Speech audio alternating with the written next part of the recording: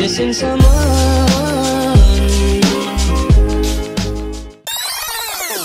Salut les gars, aujourd'hui on se retrouve pour une nouvelle vidéo. Alors j'ai reçu pas mal de questions sur comment se passait ici le confinement à Montréal. Je vais répondre à tout ça. Aujourd'hui ça fait 51 jours qu'on est en confinement, donc 51 jours où je suis pas sortie à part pour aller faire les courses. Donc là j'en profite pour pouvoir répondre à vos questions. Je vais aller faire un tour dans la ville, vous emmener avec moi pour vous montrer à quoi ressemble la vie ici depuis que l'état d'urgence a été annoncé. Que je vais vous laisser avec quelques petites images de la ville et puis je répondrai à vos questions à la fin de la vidéo. Bye!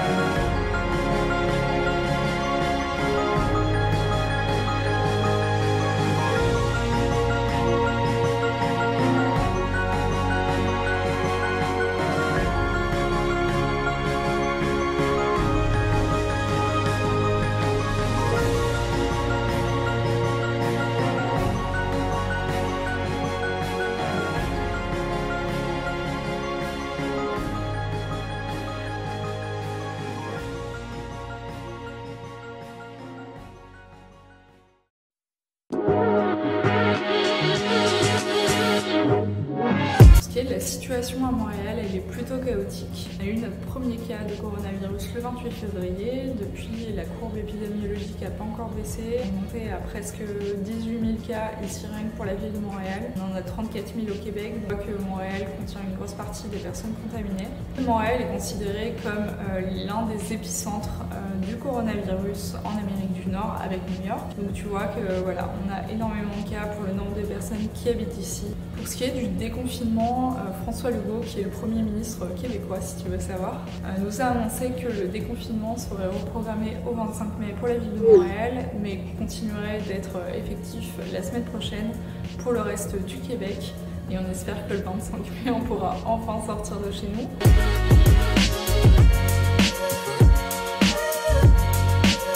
Mon ressenti là-dessus, c'est que forcément les rues sont très silencieuses, il n'y a pas beaucoup d'interaction entre chaque personne. Ça me fait un peu peur, je vais pas te mentir.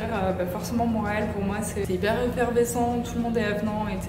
Et j'ai peur que ça perde un peu cet aspect de la ville qu'on aime tant. Je pense que ça reviendra avec le temps, c'est juste, voilà, c'est normal, tout le monde a peur. On passe à travers une dure crise et j'espère juste qu'avec tous les efforts qu'on fait, ça payera et qu'on trouvera une solution rapidement au virus. Ce que j'ai pu remarquer, c'est que tous les événements ont été annulés annulé jusqu'au mois de juillet. Par exemple, les tam-tams d'habitude à cette période de l'année se font entendre. Pourquoi? Parce qu'il y a des événements, les tam-tams de Montréal, qui ont lieu chaque année au Mont-Royal. Là pour le coup c'est un peu vide.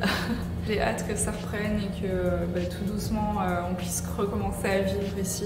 Ça fait vraiment bizarre parce qu'on dirait vraiment que la ville s'est comme endormie, c'est très spécial. Je pense que c'est une expérience qu'on n'aura qu'une fois dans notre vie.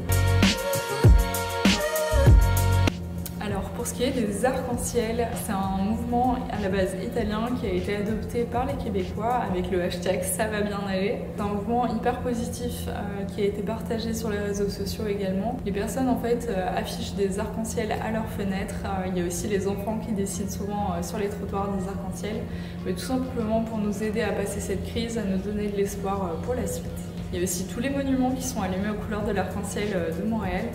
Donc pour ça, il y a le pont Jacques-Cartier aussi, le stade olympique, plein de buildings dans le centre-ville. On m'a demandé comment ça se passait l'organisation dans les magasins. Il y a une première étape en fait, on va vous poser des questions. Premièrement, est-ce que vous avez des symptômes? Est-ce que vous revenez de voyage? Ou bien est-ce que vous avez rencontré une personne qui était contaminée? Une fois que c'est fait, vous pouvez vous désinfecter les mains. Il y a un désinfectant à chaque entrée de magasin. C'est pas un problème.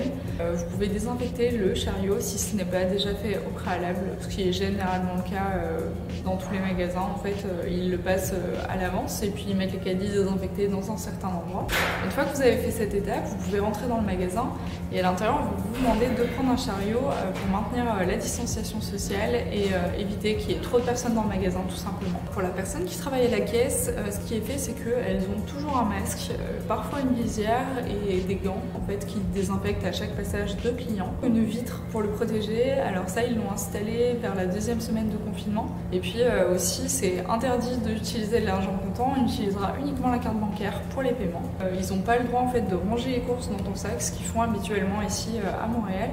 Chaque sac qui vient de l'extérieur ne peut être touché, donc c'est à toi par la suite de le faire.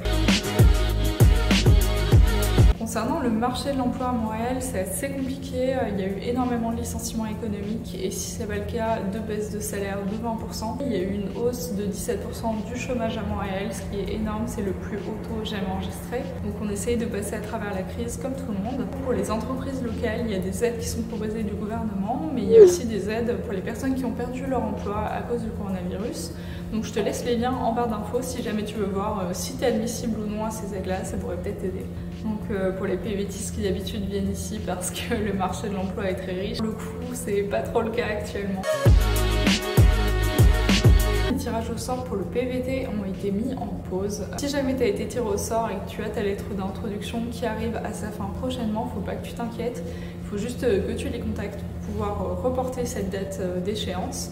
Alors c'est pas compliqué et en général je pense qu'ils autorisent 3 mois. Pour ce qui est la frontière avec les États-Unis, elle a évidemment été fermée, ce qui veut dire que les tours du poteau pour activer un visa ne sont plus permis. Forcément, pour réactiver ton visa, si jamais tu arrives à la fin du tien, il va falloir que tu fasses une demande en ligne. Donc ça prend 3 mois actuellement, donc on espère que l'immigration trouvera une solution par rapport à ça, en sachant qu'il y a énormément de personnes qui sont en permis de travail fermé, qui se retrouvent sans emploi dû à la crise et qui ne peuvent pas changer d'employeur tout simplement, étant donné qu'on ne peut plus faire ce tour du poteau. Donc on espère que ça se régulera par la suite et que l'immigration forcément fera un petit effort au niveau des visas. Alors c'est ici que la vidéo se termine, j'espère qu'elle t'a plu. Si c'est le cas, n'hésite pas à me laisser un petit like pour me soutenir et puis je t'attends dans la barre des commentaires pour savoir comment ça se passe le confinement chez toi.